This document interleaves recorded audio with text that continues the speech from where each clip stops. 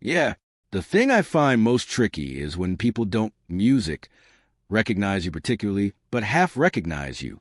The boy who stuttered so badly that classmates called him an alien became the world's most beloved comedian. But Rowan Atkinson's transformation came at a cost.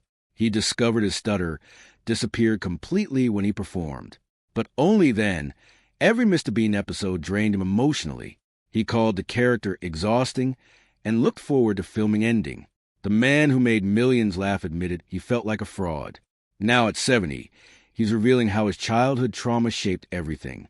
Music. The silent comedian finally found his voice to tell his story.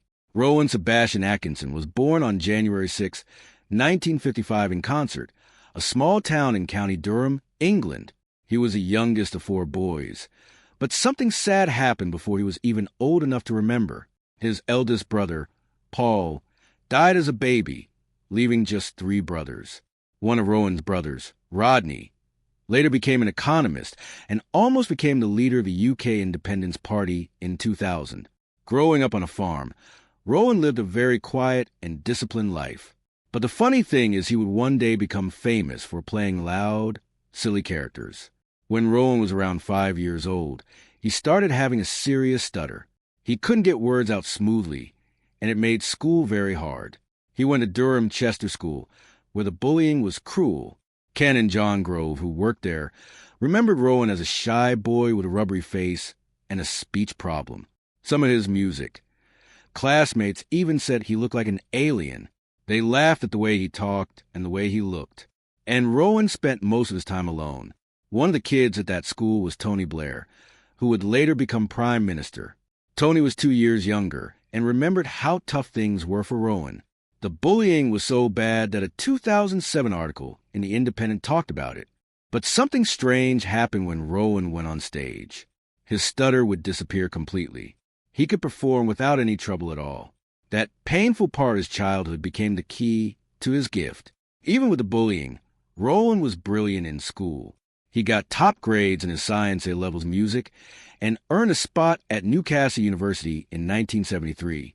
When he was just 18, he studied electrical and electronic engineering. People thought he would go on to become a scientist or an engineer, not a comedian. He graduated in 1975 at the age of 20. After that, music. He followed in his father's footsteps and went to Queen's College, Oxford, for a music master's degree. His MSc focused on something very complex called self-tuning control systems.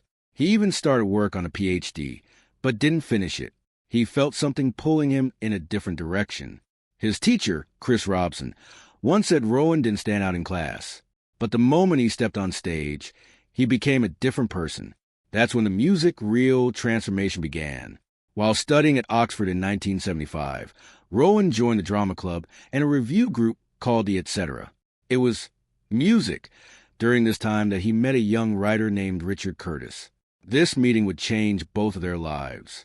Richard saw Rowan perform for the first time at a rehearsal in early 1976. He later said there was a quiet, funny-looking guy standing in the corner. But when Rowan finally performed, Richard was blown away. Rowan did a sketch about driving, and a bit where he mimed while speaking at the same time. Richard called it pure genius. That same year, in August 1976, Rowan performed with the Oxford Revue at the Edinburgh Festival Fringe. It was his first time performing music for a big national audience. The show was a success, and Rowan's path was suddenly clear. He was no longer just an engineer. He was a performer.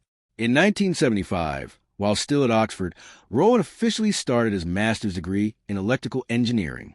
His research was serious, and he published his thesis in 1978. But he spent more and more time acting. The contrast between engineering and comedy made things complicated. Still, that technical background stayed with him. Years later, he would become one of the first celebrities to buy electric cars. He bought his first hybrid 18 years before 2023 and his first fully electric car 9 years before that same year. He also used his knowledge to speak critically about electric vehicle technology and environmental claims. But even with all this, it was clear his true love was comedy. The theater had become his home. His first big moment came in 1979 when he created a radio show called the Atkinson Music People for BBC Radio 3. He played a bunch of fictional characters like Sir Coran Basin and French philosopher Music George Dupin. Richard Curtis helped write it and Griff Rhys-Jones produced it. Although it was funny and smart, the show didn't get many listeners. It aired in a slot that wasn't made for comedy, so few people heard it. Still, critics saw how talented he was. It was recorded in stereo sound, just like The Hitchhiker's Guide to the Galaxy. Even though it didn't make him famous, it showed that Rowan was ready for something bigger. Between 1978 and 1979, things got tough. The BBC rejected him again and again. They didn't understand his comedy. He felt lost and depressed. His stutter got worse during interviews and auditions, and that made things even harder. At one point, he thought about quitting comedy and going back to engineering. But something happened that changed everything. He realized that when he played a character, his stutter vanished. That discovery, music, gave him power. He didn't need to speak perfectly as himself. He could let the characters do the talking. Rowan kept working with old friends' music like Angus Deaton, whom he had met at Oxford. They performed together on radio, and Angus often played the serious straight man. This helped Rowan shine with his wild characters. Angus later appeared in Mr. Bean and Music, in an episode of Blackadder. Their teamwork gave Rowan confidence during a time when TV was still rejecting him. It let him grow without the pressure of being on camera all the time. In 1979, Rowan went back to the Edinburgh Fringe Festival. He was now 24 years old. He was even seen helping build the stage and clear rubble at the new Wireworks Theater. His show was mostly silent, like an old Buster Keaton film. Some people didn't get it and even walked out, but others saw something special. He used his face and body music in a way few comedians ever could. That performance helped him connect with the right people in the industry. By 1980, he started trying for TV again. He created a pilot called Can Laughter that aired in 1979. He played multiple roles, including a very early version of Mr. Bean. The show was clever, but didn't get picked up as a series. His stutter returned during many of these auditions, making things even more stressful. But he began to understand how to beat it. He threw himself into his characters completely. By the time he appeared on Wogan in 1980, at age 25, he had mastered how to hide his stutter through performance. That was the beginning of the end of the struggle. From that moment, the world began to take notice of a strange, quiet boy who had turned pain into laughter. Rowan Atkinson's music, life changed forever. In 1979, that was the year the BBC gave him a chance on a new comedy show called Not the 9 O'Clock News. It was supposed to air in April, but got pushed back because of the general election. BBC thought the show might be too political at that moment. Music. The first episode finally aired on October 16th, 1979. But things didn't go well. Almost no one watched it. Less than 1 million viewers tuned in. Critics hated it. Some called it offensive, and even Music said it should never be on television. Mel Smith, who would later become a close co-star, said it was the worst half-hour TV he had ever seen. But surprisingly, the BBC controller liked it. He ordered another series immediately. That decision saved the show and made it one of the most important British comedy shows ever. Rowan Music worked alongside Pamela Stephenson, Mel Smith, and Griff Rhys-Jones, and they all became stars. Behind the scenes, things weren't so smooth. In 1980, after just one series, Chris Longam Music was fired. Rowan didn't agree with this. He tried to convince the producers to keep Chris, showing how loyal he was. But Chris was still removed and replaced by Griff Rhys-Jones. The fallout was so bitter that Chris refused to talk to any of them for years. On top of that, the BBC started cutting the show's budget. It got so bad that they even joked about it in an episode called The Outrageously Expensive Not the 9 O'Clock News. They had to stop filming in fancy locations and cut smaller roles.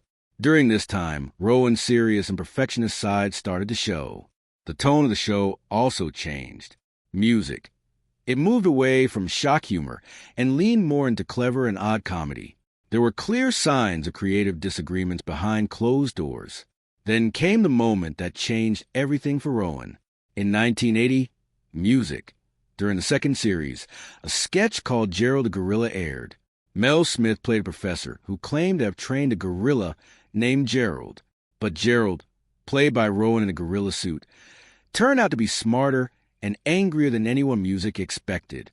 When the professor said he caught Gerald in the wild in 1968, Gerald, music, snapped, shouting, "Wild!" I was absolutely livid. That line became famous. The sketch became so popular that real scientists jokingly started calling groups of baboons a flange, just like in the sketch. The episode helped the show win the Silver Rose at the Montreux Festival in 1982. It also won the BAFTA for Best Light Entertainment Program. That one sketch helped launch Rowan's career as a master of physical comedy and strange humor. It also set music, the stage for his future roles in Blackadder and Mr. Bean. In 1981, something even more surprising happened. The show released a comedy song called I Like Trucking as part of the album Hedgehog Sandwich. The song became a hit. No one expected Rowan, who had no music background, to be part of a charting single, but he was. All 4 cast members sang it together, and Rowan actually drove the truck in the sketch himself. He wasn't pretending. He held a real Class 1 lorry license at the time. That small music fact made the sketch even more authentic and funny. The song was released as a single under BBC Records and became popular enough to be featured on BBC compilations later. It proved that Rowan wasn't just a sketch comedian. He could do more. He could sing, act, drive, and entertain across different formats. But by 1982, things took a dark turn. The show ended in March that year, and it wasn't because of ratings. It was because the cast, including Rowan, had reached a breaking point. They were exhausted. The fast pace, the pressure, the writing, the acting, the anxiety. It all became too much. Rowan, in particular, was struggling. He had long battled anxiety, and the workload pushed him to his limits. Music. So instead of riding their success and continuing for money or fame, they walked away. Pamela Stevenson went to Hollywood. Rowan jumped straight into filming Blackadder in 1983. Mel Smith and Griff Rhys-Jones created their own show, Alas Smith and Jones. The decision to quit at the height of their popularity was rare. It showed how much Rowan valued mental health and music, artistic integrity over money. On June 15, 1983, Rowan launched the Blackadder. It was a wild idea. He co-created music. It with Richard Curtis, the same man he had worked with during Not the 9 O'Clock News. They imagined a world where Richard III had won the Battle of Bosworth Field. Rowan played Prince Edmund, a sneaky music and power-hungry son of King Richard IV. They shot at Elwick Music Castle and used huge sets and costumes. The show was a big gamble. It was even part funded by Australia's 7 Network. They added a joke in the credits saying additional dialogue by William Shakespeare just to poke fun. It was a creative leap, but it was also very expensive. The costs were so high that after the first series, the BBC nearly can't let it. Rain kept ruining the shoots. The castle filming dragged on. The period costumes and giant cast lists blew up the budget. Reviews weren't even that good. Critics thought it music wasn't as funny as Rowan's earlier work. Only one thing saved it: the International Emmy the show won. That award gave the BBC enough confidence to give it another chance. But this time they made strict changes. No more castles, no more big sets. The next season would be smaller, cheaper, and sharper. That decision completely changed the show's future. In 1986, Blackadder 2 premiered. Everything was new. Ben Elton joined as co-writer, bringing faster jokes and tighter stories. They dropped the huge film scenes and focused on character moments. Rowan no longer had to share the spotlight with bigger actors like Brian Blessed. He now carried the show. One of the biggest changes was the cast. Miranda Richardson played Queenie, a squeaky and hilarious queen that audiences immediately loved. There were legendary guest appearances, music, too, like Tom Baker as Red Beer Rum, who was unforgettable. Rowan's character, Edmund, became sarcastic and clever, while Baldric, who used to be smart, turned into the lovable idiot fans adored. At first, some fans were upset. Music. A critic even named Rowan Wally of the Week. But over time, public opinion changed. People realized this version was even better. The characters were deeper, the jokes were sharper, and the chemistry was perfect. The final season, Blackadder Goes Forth, aired in 1989 and became something no one expected. It was set in the trenches of World War I. Rowan played Captain Blackadder. Hugh Laurie was Lieutenant George, and Tony Robinson was Private Baldrick. It was funny, but also serious. It showed the pointlessness of war without losing its humor. People were nervous that making jokes about World War I might be disrespectful, but it wasn't. It was powerful. It won Best Comedy Series at the 1990 BAFTAs. Rowan also won Best Light Entertainment Performance. Music. In 2000, the show was ranked 16th on the British Film Institute's list of best British shows ever. And in 2004, it was voted second in a BBC poll for Britain's music, best sitcom with over 282,000 votes. The final scene, with a soldier's charge into no man's land in slow motion, became one of the most emotional endings in television history.